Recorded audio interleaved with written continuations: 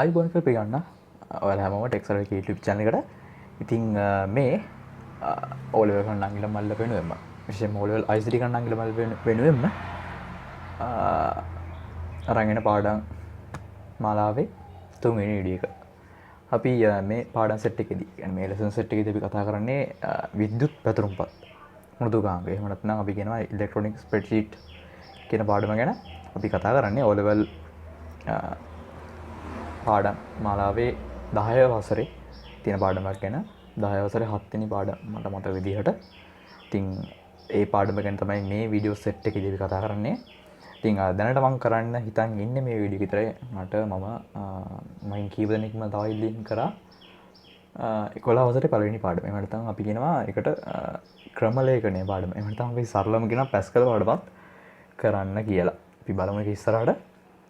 අද අපි දැනට අපි කතා කරන්නේ Excel ගැනනේ. ඉතින් අපි කලින් වීඩියෝ එකේදී කියන්නේ දෙවෙනි වීඩියෝ එකේදී අපි කතා කරා මෙන්න මේ කොටස් ගැන. මේ name box එක කියන්නේ මොකද, column එකක් කියන්නේ මොකද, row කියන්නේ මොකද්ද, formula bar, cell range මෙන්න මේවා ගැන කතා කරා. අතන මට cell range කියන එක ගැන කතා කරන්න බැරි වුණා. ඒක අරානිත් ඔක්කොම ගැන කතා කරා. සහ මේවයි කරන වැඩ මොනවද කියලා කතා කරා. ඉතින් මම මේ cell range කියන එක වෙනම වීඩියෝ එකකදී කියලා දෙන්නම්. මොකද මේක ගැන ටිකක් කතා කරන්න තියෙනවා අතරම. හොඳයි. ඉතින් අපි අද කතා කරන්නේ අලුත් කොටසක් කෝෂයකට දත්ත ඇතුළත් කිරීම කියන කොටස. හොඳයි. අපි එහෙනම් ඉස්සරහට කරගෙන යමු මෙතන ඉඳලා. හොඳයි. කෝෂයකට දත්ත ඇතුළත් කිරීම. අපි කෝෂයක් කියන්නේ මොකක්ද කියලා කතා කරන්නේ. හොඳයි. අපිට මෙන්න මේ කෝෂයකට එහෙම නැත්නම් මේ සෙල් එකකට data insert කරන ක්‍රම තුනක් තියෙනවා ප්‍රධාන වශයෙන්. ආකාර තුනක දත්ත අපිට මේකට insert කරන්න පුළුවන්. පළවෙනි එක තමයි label. දෙවෙනි එක අගය කියන්නේ values. තුන්වෙනි එක සූත්‍ර formulas. මෙන්න මේ දත්ත ආකාර තුනම අපිට insert කරන්න හැකියාවක් තියෙනවා Excel worksheet එකේ තියෙන cell එකකට. හොඳයි. අපි එහෙනම් ඉස්සරහට කරන් අපි මුලින්ම කතා කරමු මෙන්න මේ සූත්‍ර කියන්නේ මොනවද කියන එක ගැන. ඔව් ඊට කලින් මම පොඩි දෙයක් ඔයාලට පෙන්නන්නම්. මොනවද මේ ලේබල් එකක් කියන්නේ, මොනවද මේ අගයන් කියන්නේ, මොනවද මේ සූත්‍ර කියන්නේ කියලා. හොඳයි මම එකට යනවා Excel worksheet එකකට. පොඩ්ඩක් මේක zoom කරගත්තා. මේ ටික අයින් කරගන්න.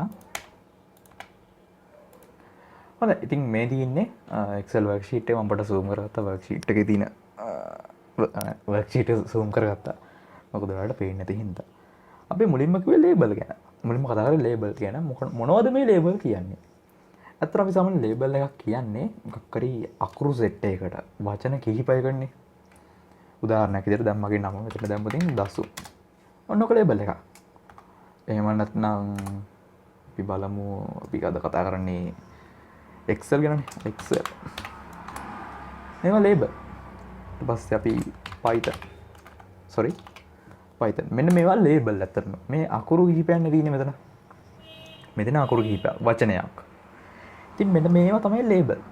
ඊට පස්සේ අපි කතා කරා අපි බැලුවේ අගයන් ගැන. කියන්නේ අපි දෙවෙනිට කතා කරේ අගයන් ගැන. අගයන් කියන්නේ මොනවද? ඔයා දන්නවා. ඉලක්කම් කිහිපයක එකතුවක්. මේ වගේ ඉලක්කම් තමයි අපි අගයන් කියලා කියන්නේ. ඔයා ඒක දන්නවනේ. හොඳයි. අන්න බලන්න මෙන්න මේ දෙක අතර වෙනස. නම සූත්‍ර ගැනත් කතා කරලා ඉන්නම්කෝ. අපි සූත්‍රයක් කියලා කියන්නේ මෙන්න මේකට සමාන ලකුණු දාලා 4 ධන 5 ඔන්න වගේ. ඒකට තමයි අපි කියන්නේ සූත්‍රයක් කියලා. හරි. ඉතින් මම මේවා ගැන වෙනම කතා කරන්නම්. මොනවද මේ ඇයි මේ සමාන ලකුණු දැම්මේ අන්න ඒවා ගැන මම වෙන වීඩියෝ එකක කතා කරන්නම්. අපි දැනට බලමු මෙන්න මේ label සහ මෙන්න මේ values අතර වෙනස්කම්. ඔයාලට මේක දැක්ක ගමන් පොඩි වෙනසක් එනවා ඇති. පොඩි වෙනසක් පේනවා ඇති අතරම. හොඳට බලන්න මෙන්න මේ label align වෙලා තින්නේ කොහෙටද? අන්න ඒක මුලින්ම බලන්න. මෙන්න මේ labels align වෙලා තින්නේ left පැත්තට. ඒ කියන්නේ අපි සාමාන්‍යයෙන් කියන වම් අත පැත්තට කියන්නේ left align වෙලා තමයි තින්නේ. ඒකට බලන්න මෙන්න මේ values කියන්නේ අගයන් align වෙලා තින්නේ කොහෙටද? දකුණු පැත්තට. right align වෙලා තින්නේ. මෙන්න මේක තමයි වෙනස. අපි සෙල් එකක ලේබල් එකක් ලියනවනම් ලේබල් එක ටයිප් කරනවනම් අනේ ලේබල් එක ඔටෝමැටිකලි අලයින් වෙන්නේ left පැත්තට. ඒ කියන්නේ අපි කියනවා වම් පැත්තට left align වෙනවා ලේබල් එකක්. එමුණට value එකක් align වෙන්නේ දකුණු පැත්තට right align වෙනවා. අන්න ඒක හොඳට මතක තියාගන්න. මෙන්න මේ වෙනස සමහරට අහන්න පුළුවන් exam එකට කියන්න බෑ. හරි. බලන්න මම මේවයි alignment වෙනස් කරලා නැහැ. මේ දින alignment නේ. දින left align, center align, right align. බලන්න මම මේ මුකුත් align වෙනස් කරලා නැහැ. නමුත් මෙයා automaticallyම මේ labels left align කරගෙන තිනවා. values right align කරගෙන තිනවා. බලන්න මම මෙතන තාම මොනවද ලියුවොතින් මොකක්ද ලියන්නේ? O level. බලන්න left පැත්තට තමයි මෙයා align කරන්නේ. බලමු අගයක් ලියුවොතින් 64 වගේ. බලන්න ඒක automatically ගිහින් align වෙන්නේ right පැත්තට. කියන්නේ දකුණු අත පැත්තට තමයි මෙයා align වෙන්නේ. automatically right align වෙනවා. අන්න ඒක මේවයි දින ලොකු වෙනසක් කියන්නේ ලක්ෂණයක්. ඇත්තරම මේක සමහරට එක්සෑම් එකකට අහන්න පුළුවන්. ඒකින්ද හොඳට මතක තියාගන්න මේක. හොඳයි අපි සෙල් එකක සහ ලේබල් එකක තියෙන ලේබල් සහ values අතර තියෙන වෙනස ගැන කතා කරා. දැන් අපි කතා කරමු මොනවද මේ සූත්‍ර එහෙම නැත්නම් formulas කියන්නේ මොනවද කියලා. හොඳයි. ඉතින් මම හිතනවා මෙන්න මේ labels අගයන් සූත්‍ර. එහෙම නැත්නම් labels values formulas කියන තුන ගැන පොඩි idea එකක් එන්න ඇති කියලා. අපි ඊළඟට කතා කරමු සූත්‍ර කියන්නේ මොනවද කියලා. හරි අපි බලමු. කෝෂයක් තුල අන්තර්ගත කළ හැකි සූත්‍රාකාර දෙකක් තියෙනවා ප්‍රධාන වශයෙන්ම. පළවෙනි තමයි සමීකරණ, අනිත් තමයි ශ්‍රිත. පොඩ්ඩක් පැටලෙන්නේ නැති මේක නිකන් සමානයි වගේ පේන්නත් ඇති. ඒකට මේ දෙකක් කියන එක හොඳට මතක තියාගන්න. අපිට මෙන්න මේ සෙල් එකක් ඇතුළට ඉන්සර්ට් කරන්න පුළුවන් සූත්‍රාකාර දෙකක් තියෙනවා. ඒ තමයි එකක් සමීකරණ, අනිත් එක ශ්‍රිත. right. ඉතින් මම දැන් ඩයග්‍රෑම් එකක් පැත්තට යන්නයි හදන්නේ. පියමු. හරි.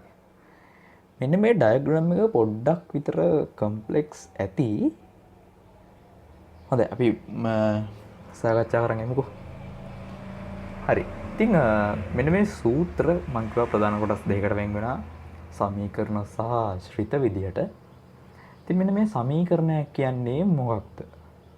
මෙන්න මේ සමීකරණත් කොටස් දෙකකට වෙන් වෙනවා. පළවෙනි තමයි අංක ගණිතමය කාරක. ඒ කියන්නේ අපි සාමාන්‍ය ගණන් එකතු කරන, බෙදන, ගුණ කරන අන්න ඒ වගේ වැඩ කරගන්න අපි යූස් කරන්නේ මෙන්න මේ අංක ගණිතමය කාරක. අපි ඉංග්‍රීසියෙන් කියනවා නම් arithmetic operations පාවිච්චි කරනවා. ඊට පස්සේ සංසන්දනාත්මක කාරක මේ මොනවද? ඇත්තට මෙන්න මේ සංසන්දනාත්මක කාරක. එහෙනම් අපි කියනවා comparison operations. එතනදී කරන්නේ මොකක් හරි values දෙකක්, අකයන් දෙකක් අතර සංසන්දනය කිරීමක් කරනවා. ඉතින් අපි මොකක් හරි සංසන්දනය කිරීමක් කරනවා නම් ඔයාලා දන්නවා අපිට ආන්සර් එක විතර ලැබෙන්නේ එක්ක ඔව් එක්ක නැහැ. අන්න නේද?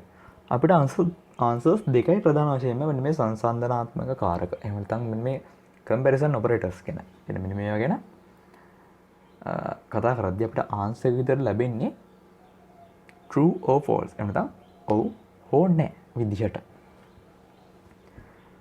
හරි අපි කතා කරන්නේ මේ අංක ගණිතමය කාරක ගැන. මෙන්න මේ අංක ගණිතමය කාරක අපි මම ඉස්සර කිව්වා අපි සාමාන්‍ය ජීවිතයේදී කරගන්න සුළු කිරීම, එකතු කිරීමක්, ගුණ කිරීමක්, බෙදීමක්, අන්න ඒ වගේ සුළු කිරීමක් කරගන්නව නම් අපි පාවිච්චි කරන මේ අංක ගණිතමය කාරක. ඉතින් මෙන්න මේවයි අපිට ආන්සර් එක අවුට්පුට් එක විතර ලැබෙන්නේ සාමාන්‍ය සංඛ්‍යාවක්. එක්කෝ භාග සංඛ්‍යාවක් වෙන්න පුළුවන්, දශම සංඛ්‍යාවක් වෙන්න පුළුවන්, එහෙම නැත්නම් පූර්ණ සංඛ්‍යාවක් වෙන්න පුළුවන්. ඒ වුණාට සංසන්දනාත්මක කාරකවලදී අපිට අවුට්පුට් එක විදියට එහෙම නැත්නම් ආන්සර් එක විතර ලැබෙන්නේ true or false විතරයි. ඒ කියන්නේ true හරි false හරි. ඔන්න ඔය දෙකෙන් එකක් විතරයි අපිට ලැබෙන්න පුළුවන්. ඒ කියන්නේ ඉතින් අදහස් වෙන්නේ ඔව් හෝ නැහැ. අන්න ඒ විදියට.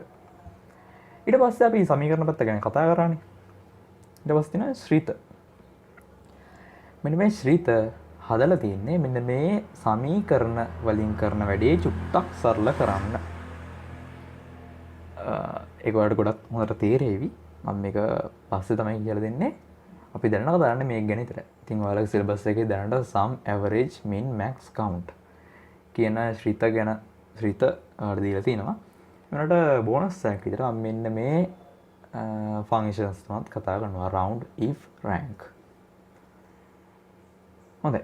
ඉතින් මෙන්න මේ ශ්‍රිත මම කිව්වා මේ තියෙන්නේ සමීකරණ වලින් කරන වැඩේම ටිකක් සරල කරගන්න ශ්‍රිත එහෙම නැත්නම් functions තියෙනවා ඔයාලගේ සිලබස් එකේදී මෙන්න මේවා sum average min max count මෙන්න මේ සෙට් එක. ඉතින් බෝනස් එකක් විතර මම මේ තුන වෙනම කියලා දෙන්න. මෙන්න මේ තුන ඔයාලගේ සිලබස් එකේ නැහැ. ඒක මම මේ වෙනම පාඩකින් දාලා තින්නේ. හොඳයි. අපි පොඩ්ඩක් ඉස්සරහට යමු. සමීකරණ ගැන කතා කරන්න වගේම මොනවද මේ අංක ගණිත මේ කාරක ගැන කතා කරන්නේ. මුලින්ම කතා කරමු සමීකරණ ගැන. සමීකරණ. හොඳයි. අපි බලමු. සමීකරණයක් ඉදිරිපත් කිරීමේදී අංක ගණිතමය කාරක හෝ අතරම ආදාළ තියෙන අතරම හෝ කියලා තමයි එන්න ඕනේ. හරි ඒක වන්නේ. සමීකරණයක් ඉදිරිපත් කිරීමේදී අංක ගණිතමය කාරක හෝ සංසන්දනාත්මක කාරක භාවිතා කරන්න පුළුවන්. ඒ කියන්නේ අපි අංක ගණිතමය කාරක කිව්වා එකතු කිරීම, බෙදීම, ගුණ කිරීම අන්න ඒ වගේ සාමාන්‍ය සුළු කිරීම කරගන්න විදිහට පාවිච්චි කරන්න පුළුවන්. ඒ වගේම සංසන්දනාත්මක කාරක comparison operations අපිට පාවිච්චි කරන්න පුළුවන්. අංක ගණිතමය කාරක භාවිතා කර සමීකරණයක් ගොඩ විට පිළිතුරු ලෙස අගයක් ලැබෙන අතර සංසන්දනාත්මක කාරක භාවිතා කර සමීකරණයක් ගොඩනැගුව විට true හෝ false දෙකෙන් එකක් ලැබේ. ඉතින් මම ඒක ගැන ඉස්සෙල්ලා කතා කරා. ඇත්තටම හොඳ අපිට තව පොඩි දෙයක් ගැන කතා කරන්න පුළුවන්. අංක ගණිතමය කාරකයන්හි ප්‍රමුඛතා පිළිවෙල. මෙන්න මේක ඔයාලා හොඳට මතක තියාගන්න ඕන දෙයක්. හැමෝම අමතක කරන දෙයක්. හරි අපි බලමුකෝ. ඔයාලා O level වලට කියන්නේ දැන් කොහොමද O level ඉගෙන ගන්න මැතිනේ ගණන් වලට මේ සුළු කිරීම පිළිවෙල ගැන බොඩ් මාස් concept එක ගැන අහලා නම් ඇති. බොඩ් මාස් කියන එක අහලා පුරුදු නැත්නම් ඔයාලා අහලා ඇති 1 බෙගුදරි කියන ගැන. මුලින්ම වරහන් සුළු කරන්න ඊට පස්සේ ගුණ කිරීමක් හෝ බෙදීමක් අන්න ඒ වගේ බොඩ් මාස් concept එක ගැන ඔයගොල්ලෝ අහලා තියෙයි. බොඩ් මාස් දන්නේ නැත්නම් 1 බෙගුදරි කියන එක ගැනත් අහලා ඇති. අන්න ඒ වගේ අපි ගණන් වල සුළු කිරීම පිළිවෙලක් තියෙනවා, සුළු කරන පිළිවෙලක් තියෙනවා. අන්න ඒ වගේ මෙන්න මේ Excel වලත් කක්කරි ගාණක් සුළු කරනකොට සුළු කරන පිළිවෙලක් තියෙනවා. අපි දැන් අන්න ඒක තමයි බලන්න යන්නේ. මුලින්ම අපි වරහන් තමයි සුළු කරන්නේ. ඊට පස්සේ බලයක් කියන එක සාමාන්‍ය ගණන් වල ඇත්තටම නැහැ. උනාට මේ Excel වල එහෙම නැත්නම් Spreadsheet වල තියෙන දේ. මුලින්ම වරහන් තමයි මුලින්ම අපි සුළු කරන්න ඕනේ. ඊට පස්සේ බලයක්, ඊට පස්සේ ගුණ කිරීමක් හෝ බෙදීමක්. ඒක තියෙන විදිහ අනුව තමයි අපි කරන්නේ. ඒ කියන්නේ වම් පැත්තේ ඉඳන් බලන් එනකොට මුලින්ම තියෙන්නේ ගුණ කිරීමක් නම් අන්නේ ගුණ කිරීම තමයි මුලින්ම කරන්නේ. එහෙම නැතුව වම් පැත්තේ ඉඳන් බලන් එනකොට මුලින්ම තියෙන බෙදීමක් නම් අන්නේ බෙදීම තමයි මුලින්ම අපි සුළු කරන්නේ. අන්න ඒකයි මෙතන දාලා තියෙන්නේ ගුණ කිරීම හෝ බෙදීම විදිහට. ඊට පස්සේ එකතු කිරීම හෝ අඩු කිරීම. ඒක අතර ඉස්සෙල්ලා වගේම තමයි වම් පැත්තේ ඉඳන් බලන් එනකොට මුලින්ම තියෙන්නේ එකතු කිරීමක් නම් මුලින්ම කරන්නේ එකතු කිරීම.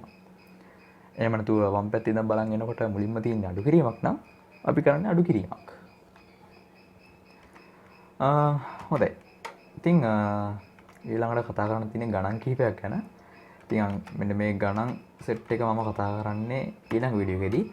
ඉතින් අද වීඩියෝ එකේදී මම බොහොම පොඩි දේවල් කිහිපයක් ගැන කතා කරේ. මොනවද මේ පොඩ්ඩකින් හරි මොනවද මේ සමීකරණ කියන්නේ, මොනවද මේ සූත්‍ර කියන්නේ, ඒ වගේම කෝෂයකට දත්ත ඇතුළත් කරන ක්‍රම ගැන අපි කතා කරා.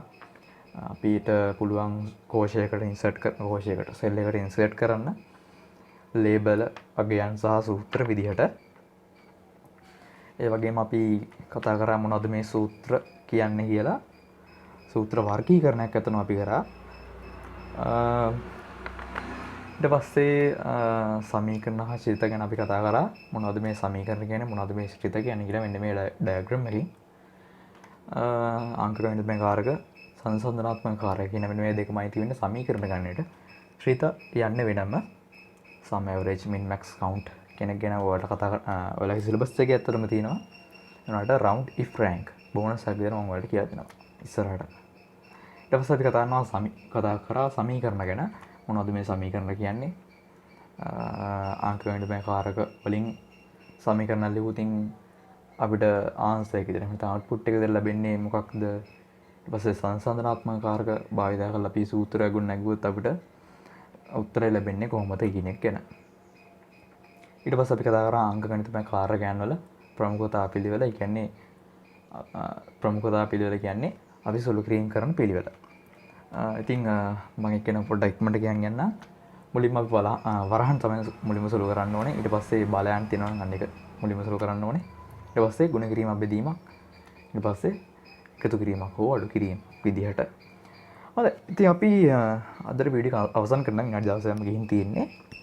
ඉතින් මම හිතනවා මේ කොටස ඔයාලට තේරෙන්නේ නැති කියලා මම ගොඩක් ඉක්මනට කරන් ගියා. මොකද ඔයාලට තියරි පැත්තට වඩා ඔයාලට ගොඩක් මොනේ ප්‍රැක්ටිකල් පැත්ත. ඒ කියන්නේ මේවෙන් කොහොමද ප්‍රශ්න කරන්න තියෙන්නේ කියන්නේ සරල වෙන ගණන් හදන්නේ කොහොමද මේවෙන් ගැන තමයි ඔයාලට මම විශේෂයෙන්ම ફોකස් කරන්න හිතන් ඉන්නේ.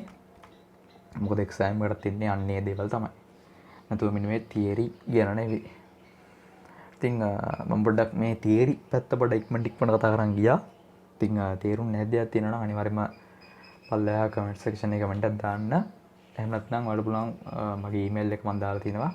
ඊමේල් එකට මට මේල් එකක් එවන්න මම රිප්ලයි කරනවා අනිවාර්යයෙන්ම. හොඳයි. ඉතින් අද වීඩියෝ එක හොඳයි නම් අනිවාර්යෙන් ලයික් එකක් දාන්න අමතක කරන්න එපා. මේ ඒ වගේම ඔයාලගේ යාළුවන්ටත් මේ වීඩියෝස් ගැන ෂෙයා කරන්න.